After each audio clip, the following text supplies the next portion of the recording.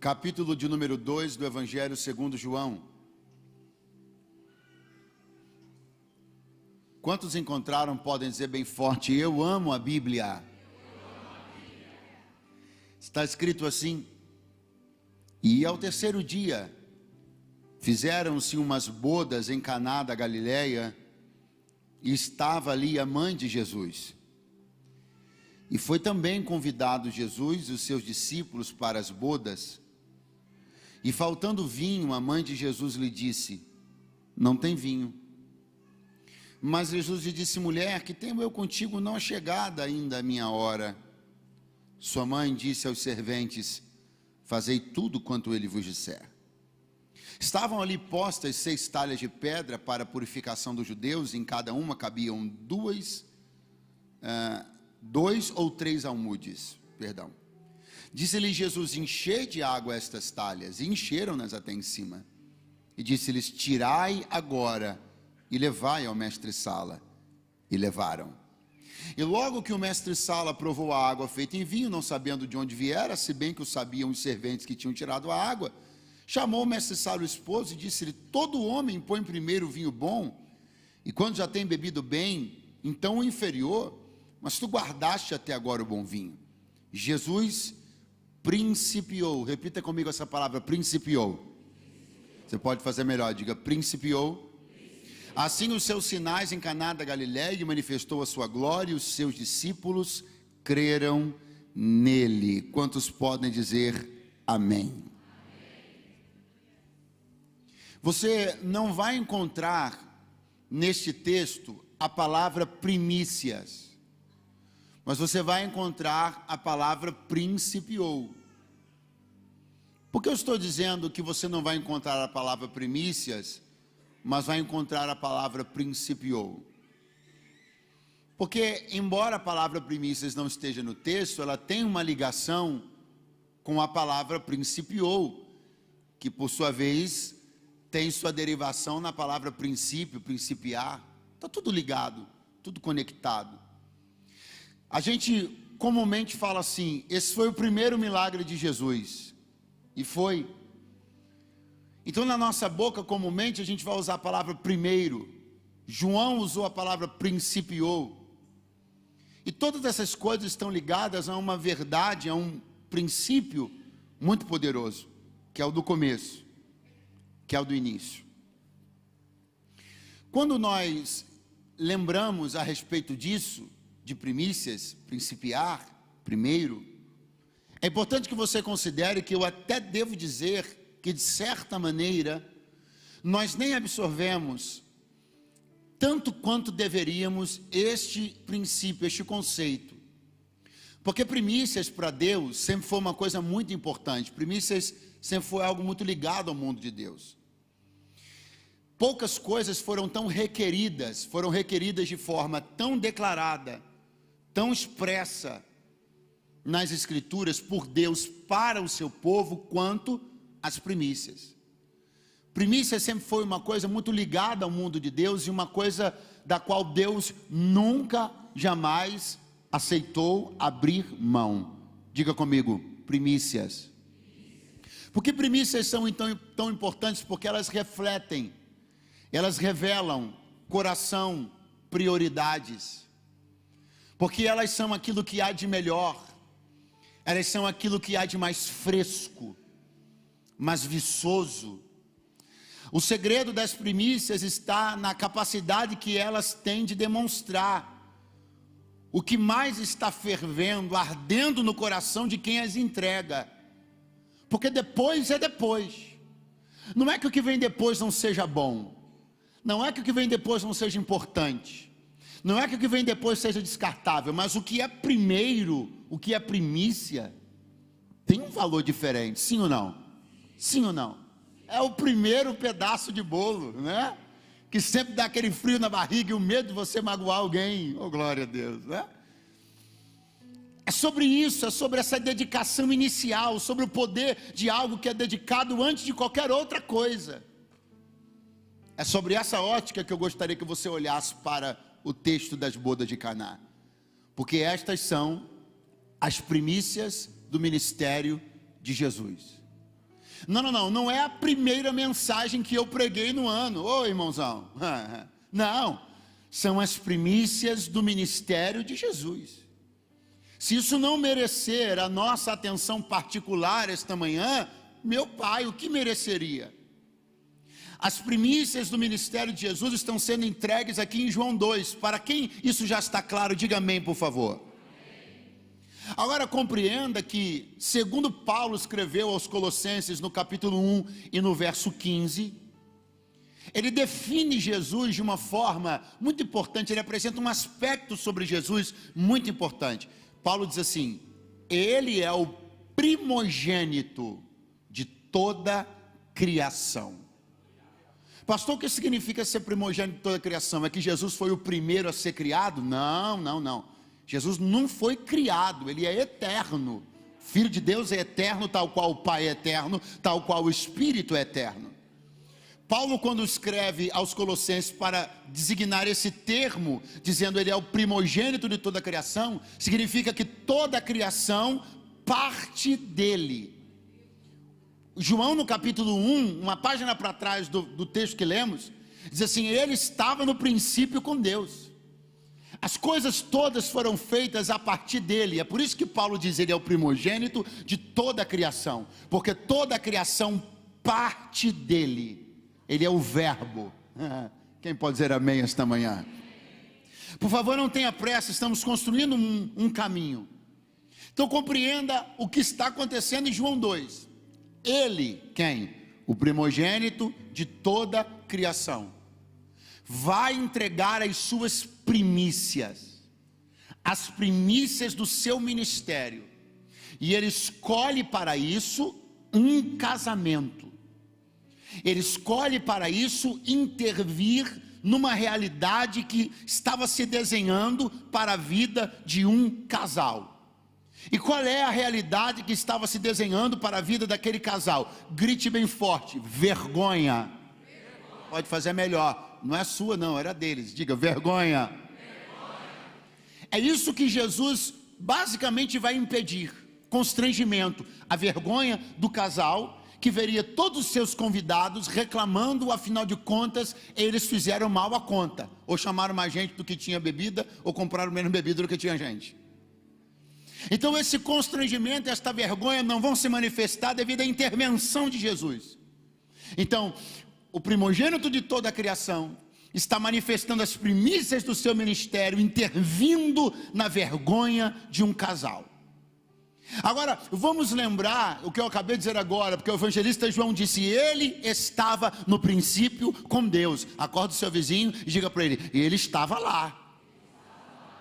Ele estava lá no livro do Gênesis. Pastor, eu leio lá que o Espírito de Deus se movia sobre a face das águas. Pastor, eu leio lá Deus falando com Adão. E onde está Jesus? Ele é um mistério escondido na eternidade.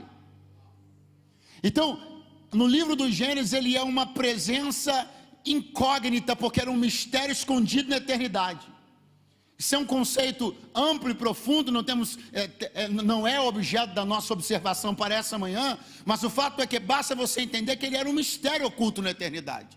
O Filho era um mistério oculto na eternidade. E quando então João está dizendo ele estava no princípio com Deus, eu estou percebendo então que ele estava lá.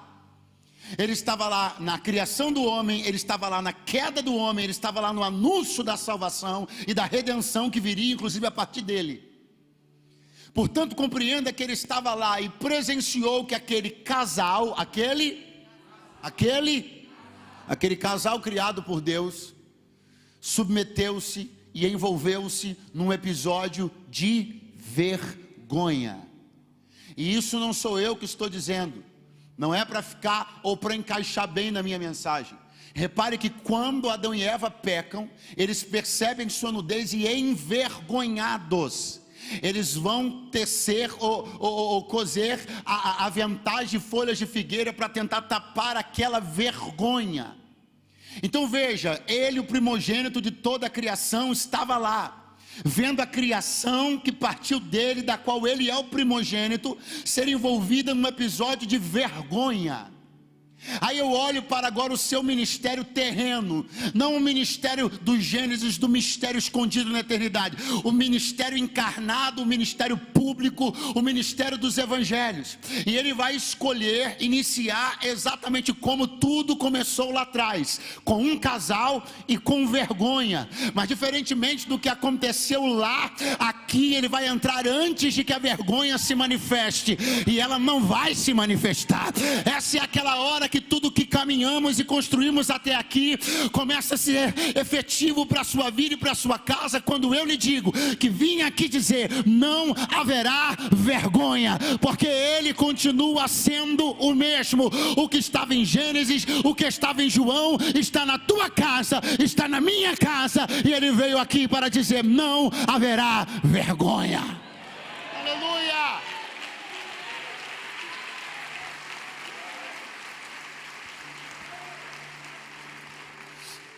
Repita comigo: primogênito de toda criação. O que nós já sabemos sobre Jesus até esse momento é que ele tem o poder de criar, que o poder manifestado no Gênesis foi o poder de, muito fraco, poder de, poder de. Aí de repente Maria vai dizer para ele, Bispo Júlio: acabou o vinho. E eu tenho uma informação na minha cabeça, a informação de que ele é o primogênito de toda a criação. Aí a primeira coisa que me ocorre é: caso ele queira intervir, caso ele queira entrar, caso ele queira impedir a vergonha, se ele é o primogênito de toda a criação, o que faz mais sentido? Se acabou o vinho, que ele faça o quê? Que ele faça o quê? Muito bom, vamos de novo, porque alguém cochilou. Vamos de novo. Eu tenho informação. Ele é o primogênito de toda a criação. As coisas criadas partem dele. Há um problema no casamento. Acabou o vinho. Aí eu vou pensar: como é que ele vai agir? Ele vai? Agora a pergunta é: ele cria vinho em João 2? Ele cria vinho? O que ele faz? Transforma a água em vinho. Pastor, o que você quer dizer? Eu quero dizer que nós já sabíamos. Eu quero dizer que ele já era o primogênito de toda a criação. Como ele quer se apresentar em João 2? Como primogênito de toda transformação. Segure por favor a mão de alguém que está do seu lado. Diga para ele: em Gênesis ele é o primogênito de toda a criação, mas em João 2 é o primogênito de toda a transformação. Por quê, pastor? Porque alguém que está aqui está anelando muito que algo se crie, mas alguém que está aqui está desejando muito que algo se transforme. Então aí vai uma palavra de Deus: não tem jeito dele não te socorrer, porque ou ele cria ou ele transforma, ou ele cria ou ele transforma. Oh, glória! Remata cheia.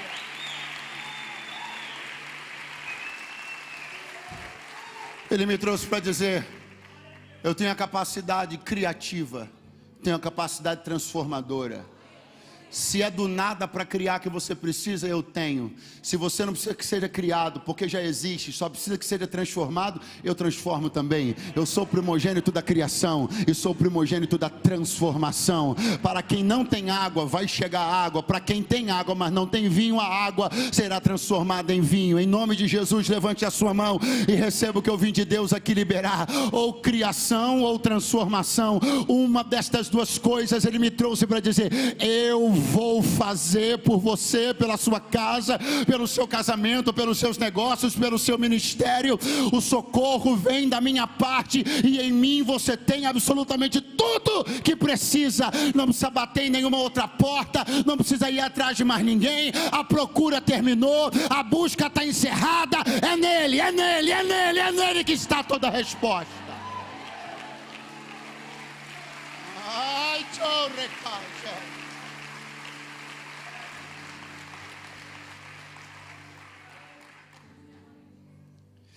Vão para o casamento. E como é que eles vão para o casamento?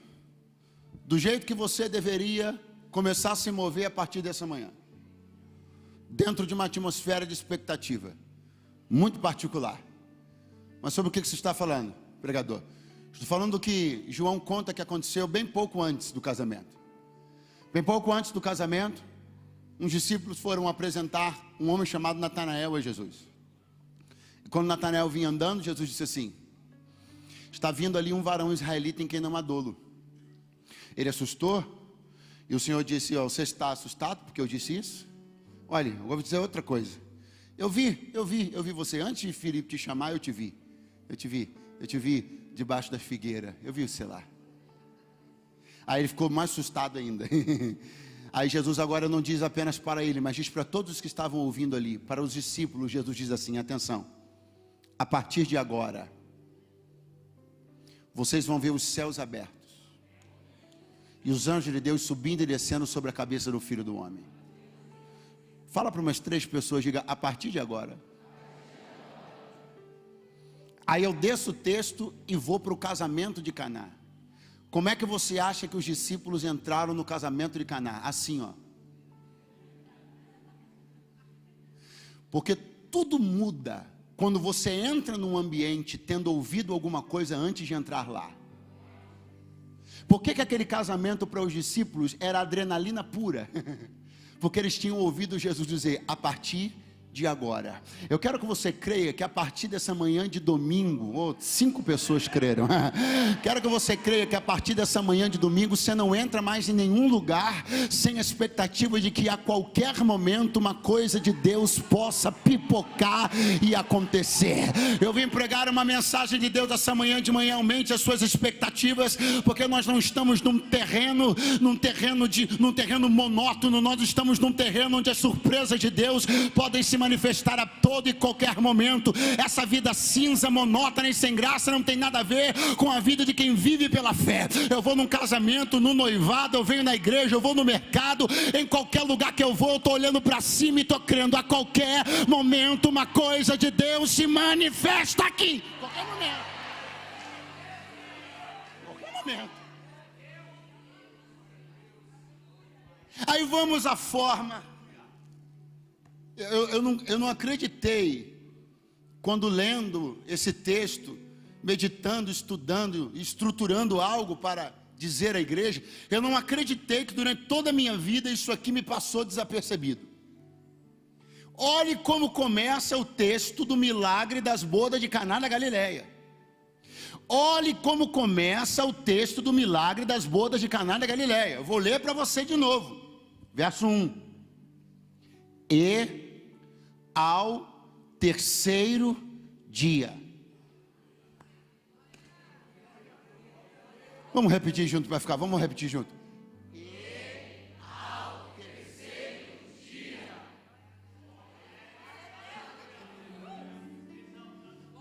Como é que começou o ministério de Jesus? Do jeito que terminou. 5 pessoas estão acordadas. Como é que começou o ministério de Jesus? E como é que terminou? Não. Ah, mas aí ficou legal, ficou bonitinho, ficou engraçadinho. Mas onde é que eu entro nisso? Aqui, agora. Porque veja, a informação, ela parece assim, um tanto quanto desconectada.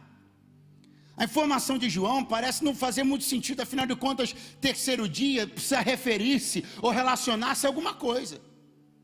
Terceiro dia em relação a quê? Terceiro dia contado a partir de quê? Do episódio de Natanael? Não está claro. O que está claro é que João está com muita vontade de dizer para mim e para você que o primeiro milagre de Jesus aconteceu num terceiro dia. O início de sua manifestação aconteceu num terceiro dia. Mas pastor, esse terceiro dia eu não estava lá, é verdade. Mas pastor, o milagre foi em Caná, não foi em Suzano, é verdade.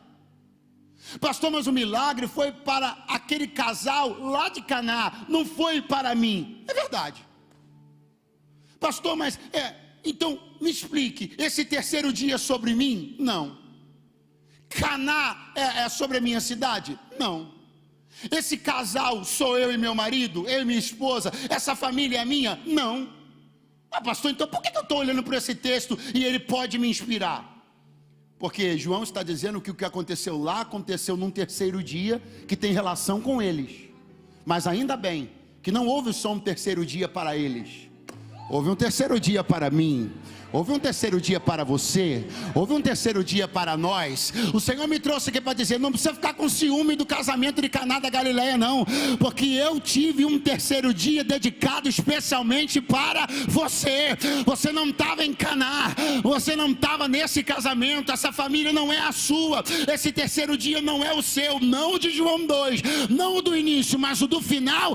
Esse sim é por você, foi por você, pela tua família, pela tua casa, pelo teu ministério, pelos teus negócios. Então levante a tua mão aí mais alto que você puder, porque assim te diz o Senhor: houve um terceiro dia dedicado a você, a tua casa, para a tua ressurreição, para a tua vida. O Espírito que ressuscitou Cristo dentre os mortos também é contigo e é por ti. Aleluia!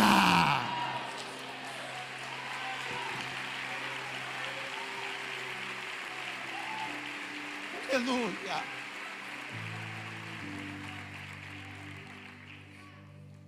O que aconteceu no terceiro dia?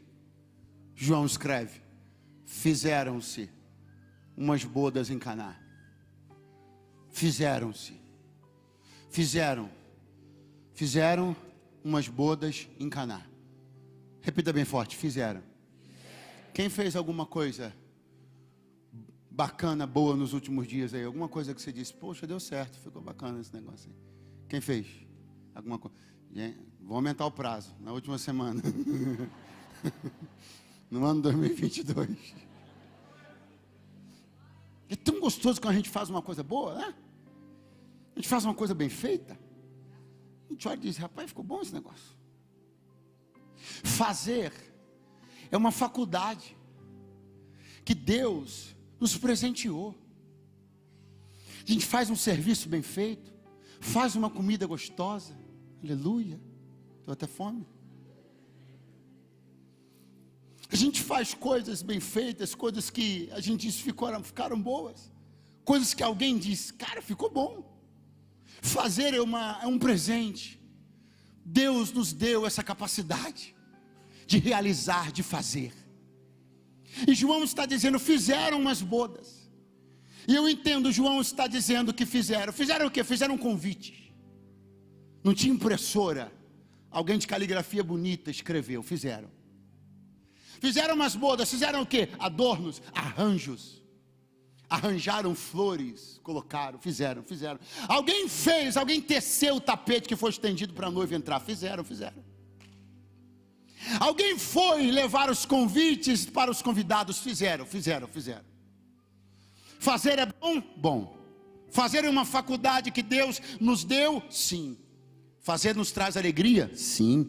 Fazer nos traz orgulho, sim.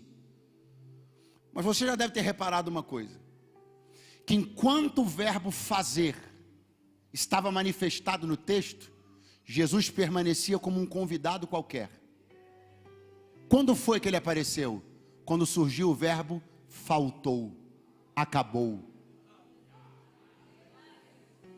Porque o fazer é sobre nós, é sobre a nossa hora de dar espetáculo. O fazer é sobre a nossa hora de performar. O fazer é sobre a nossa hora de sentir que está tudo dando certo. Mas esse é um tipo de hora onde a glória de Deus não vê palco. A glória de Deus precisa de palco para se manifestar. Enquanto estamos bailando no palco da vida, fazendo e realizando, não há tanto espaço assim para a manifestação da glória de Deus. Mas é exatamente quando acaba o vinho, acaba a alegria, exatamente quando a mala está pronta para alguém ir embora de casa, exatamente quando alguém está desistindo do ministério, exatamente quando não tem mais dinheiro nenhum para fazer coisa nenhuma. É no acabou que Jesus saiu de convidado para a estrela da festa. Assim te diz o Senhor: foi bom ter feito, mas foi no acabou que eu entrei na tua vida para me revelar e para que tu soubesses quem eu era.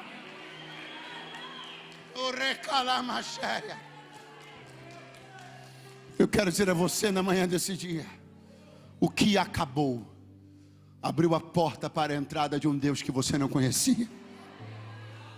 O que acabou lançou luz num palco que então ficou vazio. depois de você performar tanto, achar que era tão bom, achar que tudo que você botava a mão dava certo, achar que suas relações, seus relacionamentos, seu network podia te tirar de qualquer enrascada, mas de repente acabou e quem estava no grupo foi saindo, fulano saiu, Beltrano saiu, o outro saiu, por quê? Porque acabou o network, porque acabou a influência, porque acabou o dinheiro, porque acabou o brilho, porque acabou a mídia, e foi acabando, e o palco foi saindo um, saindo o outro, saindo mais um, aí ficou só você tentou dar um negócio, não deu, tentou uma outra articulada, tentou se movimentar, não conseguiu, aí você foi saindo do palco, foi ficando assim, cabisbaixo no cantinho, aí quando o palco ficou vazio, e alguém gritou, acabou, Jesus disse, então agora eu vou entrar. Oh, pastor, é estranho, mas eu vou dizer, é mesmo assim, ainda bem que acabou, porque senão até agora você estava confiado na tua performance, confiado na tua criatividade, confiado nos teus amigos, ainda bem que acabou, para você saber que tem coisa que só Ele faz. Aleluia.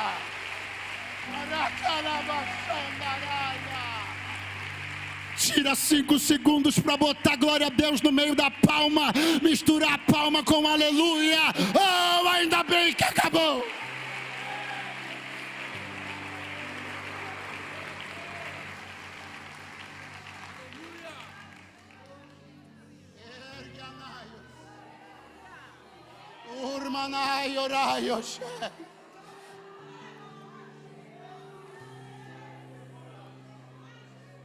Quem é a primeira pessoa mencionada no texto? Pergunte quem é. A mãe de Jesus. De quem era o protagonismo social daquela família? Da mãe de Jesus. Pastor, entrei no lugar certo? Fica com medo não, entrou, fica em paz. Não tenho nenhum problema em dizer isso, nenhuma dificuldade, nenhum medo que você entenda errado, porque você é uma pessoa inteligente. O protagonismo social era exercido por Maria, porque Jesus era um solteiro de 30 anos que morava com a mãe. Sim ou não? Não, ele não era profeta, não era o rabi, não era, até aqui não. É aqui que ele vai se manifestar. É aqui que as pessoas vão saber que ele é diferente. Até então, ele só está lá, não escandaliza não. Ele só foi porque a mãe conhecia os noivos. Então ele não ia. Você não percebeu que está escrito assim, foi convidada a mãe de Jesus. Foi convidado quem tinha protagonismo social, familiar, a mãe de Jesus. Pelo convite dela vai ele, pelo convite dele vai os 12, aleluia.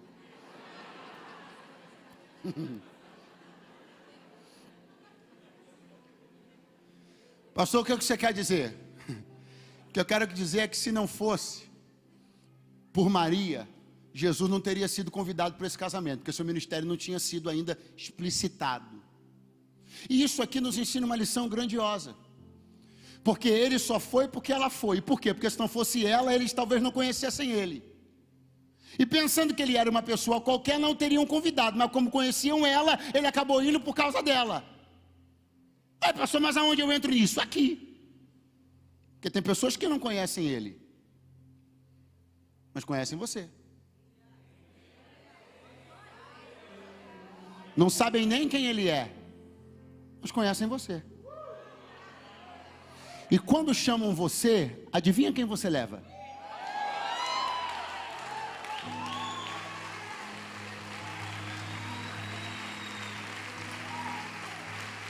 E é assim que Deus vai trabalhando. É assim que ele vai entrando, é assim que ele vai sendo apresentado, é assim que o nome dele vai sendo glorificado, porque eu fui e o levei na minha vida, na minha boca, na minha mente, na minha conversa, no testemunho que eu dou, no meu jeito de falar, na minha forma de dar a ele a glória de tudo que eu tenho, de tudo que eu sou.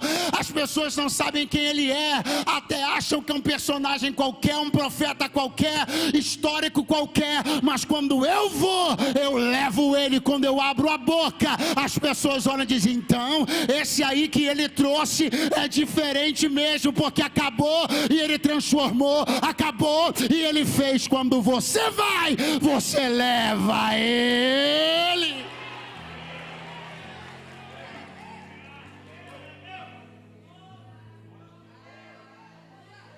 acabou o vinho. Acabou o vinho. Acabou o vinho. Maria vai dizer a Jesus: acabou o vinho. Ele vai dizer: não é agora. Passados minutos, não sabemos quanto tempo, começa João a dizer o movimento que vai acontecer. E o movimento vai acontecer, João começa a descrever para nós a partir da apresentação de elementos. Quais elementos? Esses: 6 talhas de pedra. João diz assim, ó: e havia ali postas 6 talhas de pedra. João explica por que essas talhas estavam ali. João diz: para a purificação dos judeus. Por que essas 6 talhas de pedra estavam ali? Para o cumprimento de um rito judaico, para o cumprimento de um rito da lei. Muita atenção, porque João está escrevendo um texto para impactar, João está escrevendo um texto para comunicar, João está escrevendo um texto para falar a 2 povos diferentes. Ele quer falar aos judeus, obviamente, mas ele também quer falar aos gregos. E ele faz questão de mencionar a posição das 6 talhas, a existência das 6 talhas, e como o milagre de Jesus parte dessas 6 talhas. Você foi embora, volte agora. Pastor, por que João se comunica com os judeus e o que eles estão entendendo? Eles estão entendendo um conceito que está incógnito, mas nós vamos tirar o véu dele. 6 talhas. Quantas talhas? Muito fraco. Quantas talhas? Qual é o número bíblico da perfeição? Qual é o número bíblico da perfeição? Quantas talhas havia? 6 é perfeito? Então o que João está apontando para todo judeu entender? A água estava ali para um rito, rito esse imperfeito. A água que estava ali não poderia resolver nada sozinha. Por quê? Porque a lei estava se tornando imperfeita, incapaz de resolver tudo. E o ministério de Jesus entra para transformar a água em vinho, para mostrar o quê? Que o rito presente na festa não transforma a festa, mas o Filho de Deus presente na festa pode transformar a festa. Oh, glória! Mas João também está falando aos gregos. João está falando para aqueles que cultivam. João está falando para aqueles que comunicam. Pais para filhos e filhos para outros filhos. Geração após geração, seus mitos, sua mitologia, muito fraco. Vocês estão ouvindo bem? Sua. E na mitologia grega há um episódio, um conto, uma história envolvendo transformação de água em vinho. Só que eu estou gritando, repetindo apenas pulmões: mitologia. Quem bebeu esse vinho? Quem estava lá? Quem presenciou? Quem pôde dizer: eu estava, eu vi, transformou, foi o Deus X, deu certo, o vinho era bom, foi provado, comprovado, foi testado? Ninguém. É mitologia. Passa de um para o outro, do outro para um, mais um, e continua sendo mitologia. Aí João está escrevendo, está dizendo para tudo quanto é grego: o que para vocês é uma história mitológica, eu estava lá e bebi do vinho também. Pega na mão de alguém que está do teu lado, aproveita para dar uma acordada nele e diz assim: você tem que entender a diferença enorme que existe entre a mitologia e a palavra da verdade. Não abra a sua boca com a insegurança de quem conta uma mitologia. Não abra a sua boca com a incerteza de quem conta uma história folclórica. Abra a sua boca para dar testemunho de que você bebeu, você viu, você estava lá, Deus fez contigo, na tua vida, no teu casamento, na tua casa. Nós não somos um ajuntamento de histórias mitológicas, nós somos um ajuntamento de testemunhos reais. Foi na minha vida, foi na tua, foi na nossa. Aleluia.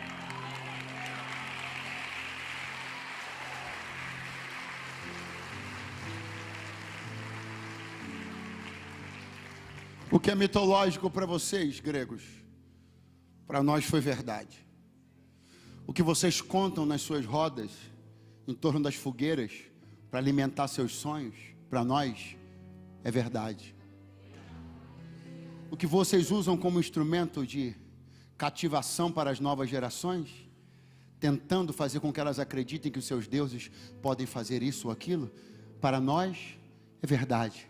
Eu estava lá, eu tomei, eu vi, Eu celebrei, eu vi todo mundo de boca aberta, de queixo caído. Eu soube que o mestre Sala disse assim: não é possível, da onde esse vinho saiu, foi testado, comprovado, inclusive por especialistas. Aleluia, a Ele o louvor, a Ele a honra, a Ele a glória. Não vivemos mitos, não vivemos mitos, nós vivemos a verdade do Evangelho, a verdade da palavra. Quem aqui pode dar testemunho de transformação, salvação, cura, porta aberta? Quem pode dar? Quem pode dar? Quem pode dar? Quem pode dar? Escute, Jesus então vai olhar para os serventes da festa e vai dizer para eles, que já tinham escutado de Maria, a seguinte orientação: façam tudo que Ele mandar. Aí Jesus agora vai olhar para eles e vai dizer assim: encham de água as talhas. O que Jesus falou? Repete: encham de água as talhas. Jesus era o dono da festa? Era o dono da festa? Era pai do dono pai do noivo? Irmão da noiva? Mas de repente ele assume uma gerência, olha para os empregados e começa a dar uma ordem. Isso é absurdo? É não mais absurdo do que eles terem obedecido. De repente eles estão cativados por aquela presença. De repente eles estão envolvidos por aquela voz e não sabe por quê, mas a irmã Maria falou, Dona Maria, sangue bom. Dona Maria falou, pô. E ele agora está falando, mas qual é a ordem? Enchei de água as talhas. Ah, mas veja, ele não é o dono da festa, ele não é parente do dono, eu já estou fazendo o favor de obedecer esse cara. Ele está falando para encher, bota metade. Aí ele está falando para encher, bota 2/3. Uma coisa que me assusta muito é que a parte mais difícil algumas pessoas se dispõem. Pergunte qual? Começar a obedecer. Só que quando elas começam a obedecer, a ordem foi enche, elas botam metade. Enche, elas botam 2/3. Enche, elas botam 1/3 só.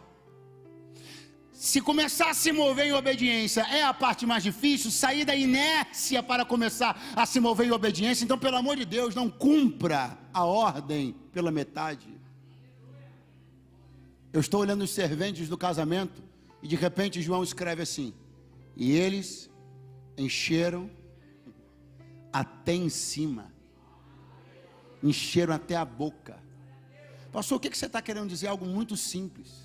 Se você saiu do ponto de inércia, hoje de manhã, por exemplo, da sua casa, e se dispôs a vir até aqui, se você já acordou cedo, já saiu da cama, já veio até aqui, que sentido faz você encher 1/3, metade ou 2/3? Só existe um sentido para aquele que já se dispôs a fazer a coisa mais difícil. Se você já saiu do ponto de inércia e veio até aqui, agora só tem uma coisa que me parece fazer sentido: encha até a boca. Ora, mancheia. Levanta a mão mais alto que você puder, porque eu e você saímos de casa cedo, eu e você acordamos cedo, eu e você nos arrumamos, eu e você tomamos meios de transporte para chegar até aqui, eu e você ouvimos uma voz que nos despertou e nos disse: vá até lá, leve as talhas, enche as talhas. E não faz sentido que a essas alturas você ainda esteja enchendo 3 palmos, 2 palmos, 4 palmos. O único sentido que faz é que você não se dispõe a nada menos do que isso: enche até a boca, enche até em cima. Por quê? Porque quando eles encheram as talhas de água até a boca, eu tenho uma pergunta para fazer: eles sabiam que a água ia ser transformada em vinho? Sim ou não? Sim ou não? Se eles tivessem colocado só metade da talha de água, quanto de água teria sido transformado em vinho? Metade. Esse é o seu problema.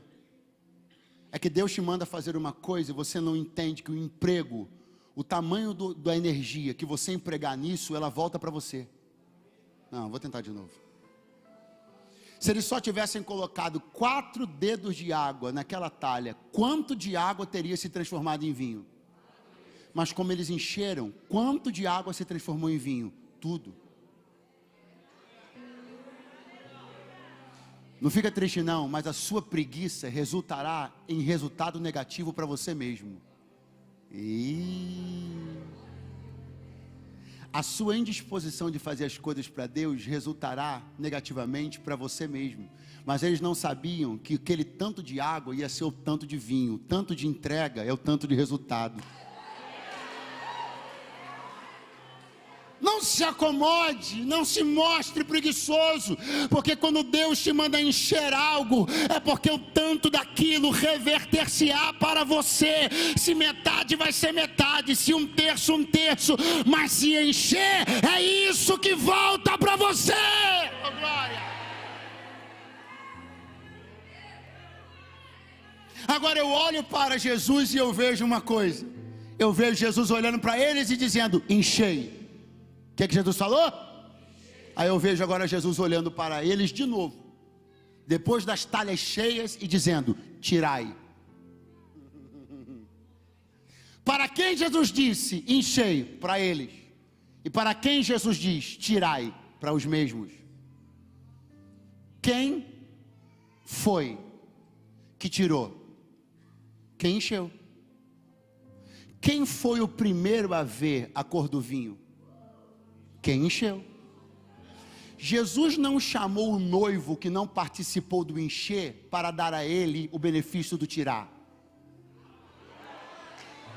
O benefício do tirar foi dado para os mesmos que se dispuseram ao serviço do encher. Ah, pastor, onde você quer chegar? Já cheguei. Só vai tirar quem encheu, só vai colher quem semeou, só vai usufruir do resultado quem ralou e quem suou por ele. Aí alguém está dizendo, esse negócio de voluntariado é jeito de pastor arrumar gente para dar trabalho. Eles não estão entendendo, porque daqui a pouco você está tirando, usufruindo, sendo beneficiado. E alguém vai dizer, uai, por que tirou? E você vai dizer, porque enquanto você estava de preguiça, eu estava enchendo. Glória!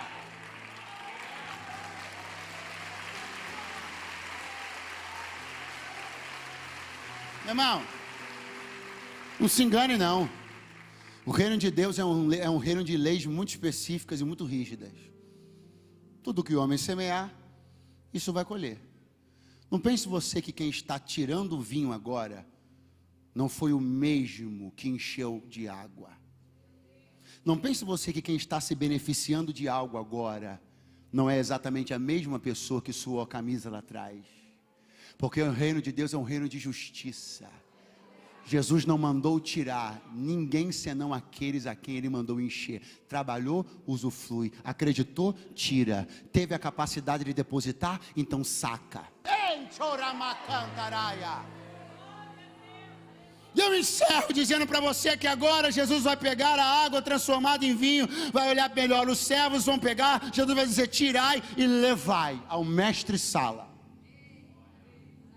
Não quero gente que não entende, especulando não. Quero especialista. Quem vai provar é o mestre-sala. Não quero alguém que já está meio para lá de Bagdá. Não. Eu quero mestre-sala. Eu quero camarada que entende da coisa. Os caras levam lá. Aí ele manda chamar o noivo.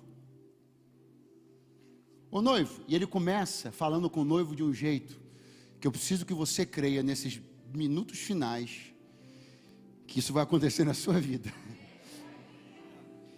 Ele começa dizendo assim para o noivo, todo homem. O que ele falou? O que ele está querendo dizer com essas duas palavrinhas?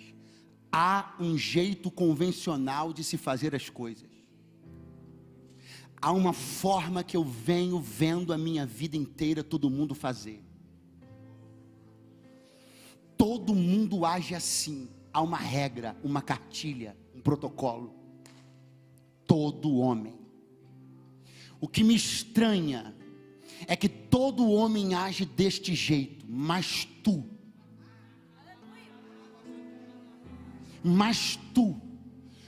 fizestes diferente. O que o mestre Sala, o especialista, está dizendo é, você é diferente, seu casamento é diferente, sua família é diferente. Pergunte por quê? Porque me explique como pode continuar comum uma casa que recebeu a presença de Jesus? Como pode continuar sendo seguidora de cartilha uma família que recebeu a presença de Jesus? Como pode continuar reproduzindo crendices da vovó uma família que recebeu a presença de Jesus? Aquilo que o mestre Sala disse, se prepare, você vai ficar de pé em 5 segundos. Aquilo que o mestre Sala disse também será dito a alguém que está me ouvindo aqui. Alguém em algum momento vai te chamar e vai dizer: todo mundo faz assim, todo mundo vai por esse caminho, todo mundo acredita desse jeito, todo mundo faz esse protocolo, mas você fez diferente.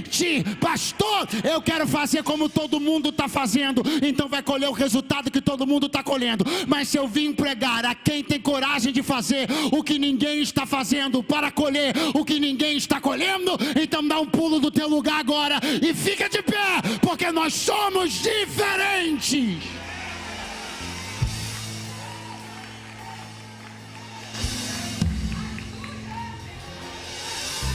Remaraio es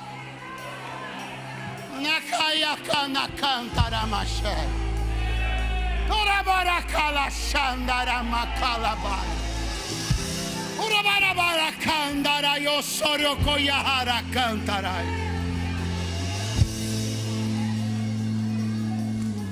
O mestre Sala do Novo Testamento tem um personagem equivalente no Antigo Testamento. Sabe quem é o personagem equivalente ao mestre Sala no Antigo Testamento? Pergunte quem? O chefe dos eunucos do episódio de Daniel. É basicamente a mesma coisa.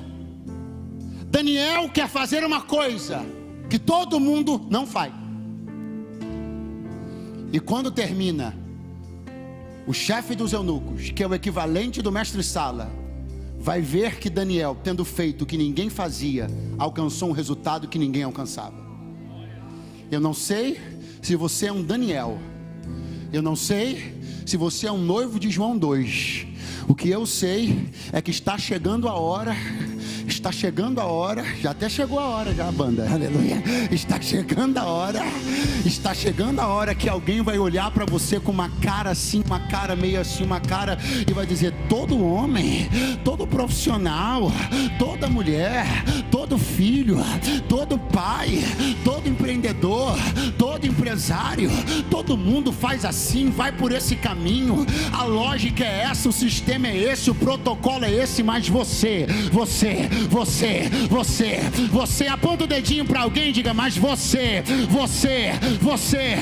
ousou fazer diferente, ousou crer diferente, ousou o caminho diferente. Oh,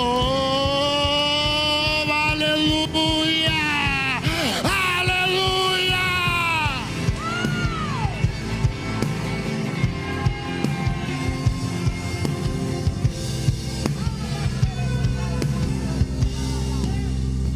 Alguém que entende muito do assunto.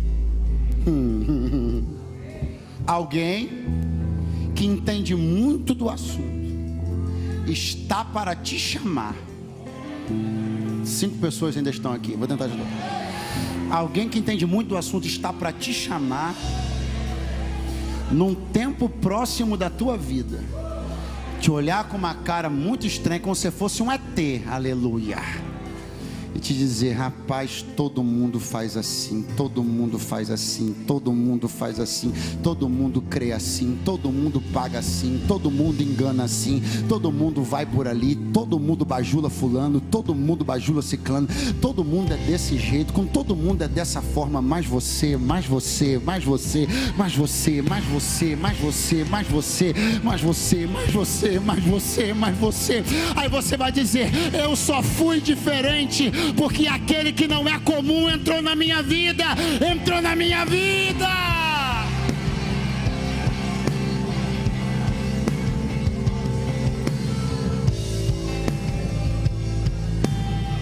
Eu preciso dizer uma coisa para alguém aqui esta manhã: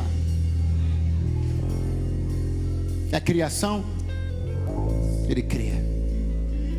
É transformação, ele transforma. Acabou? Faltou? É a hora de você conhecer quem é Deus.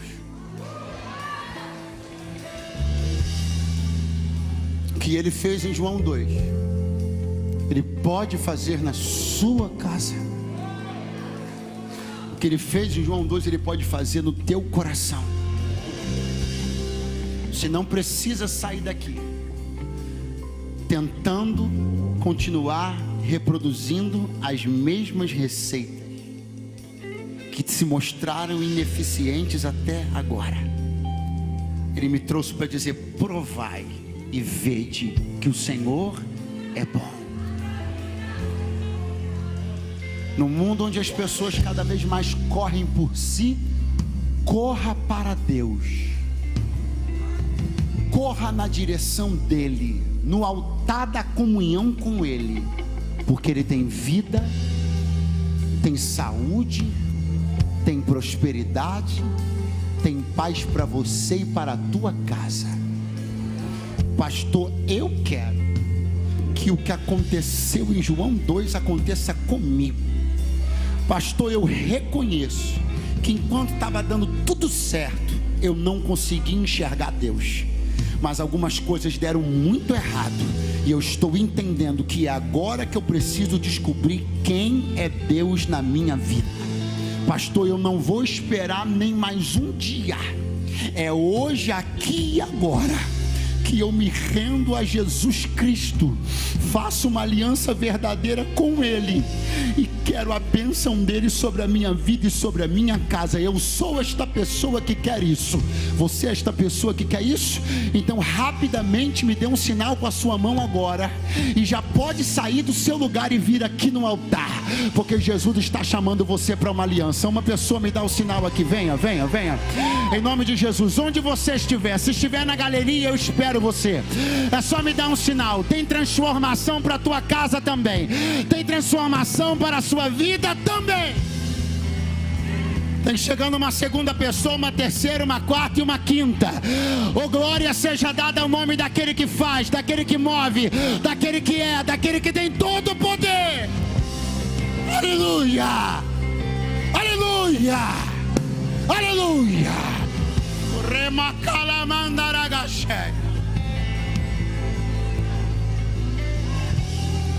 Não sou eu quem te chama é Ele. Não sou eu quem ganha a tua vida, quem ganha a tua vida é Ele. Tua vida não pertence a mim, a partir de hoje pertence a Ele. Venha, não temas, assim te diz o Senhor, não tema.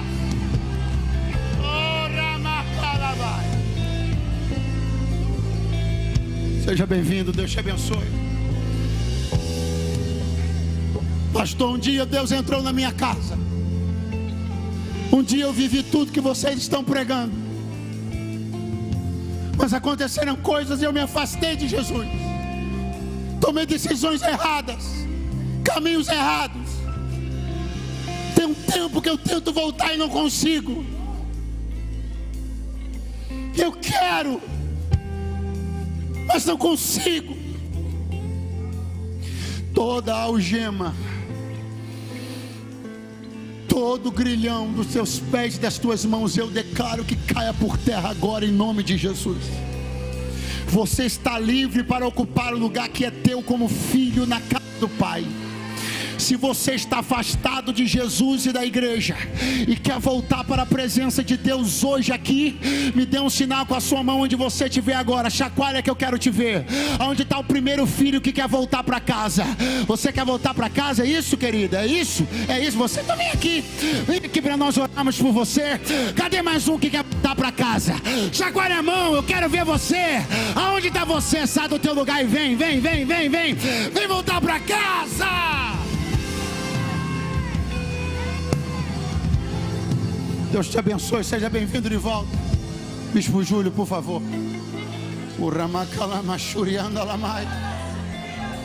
Água em vinho, água em vinho, Tem transformação para a tua vida. Teu casamento não pode esperar mais. É isso que você não está entendendo. A tua vida não pode esperar mais. É isso que você está entendendo. Eu vou pensar um pouco melhor. Como assim? Tem transformação para você hoje. Não é amanhã, é agora. Em nome de Jesus.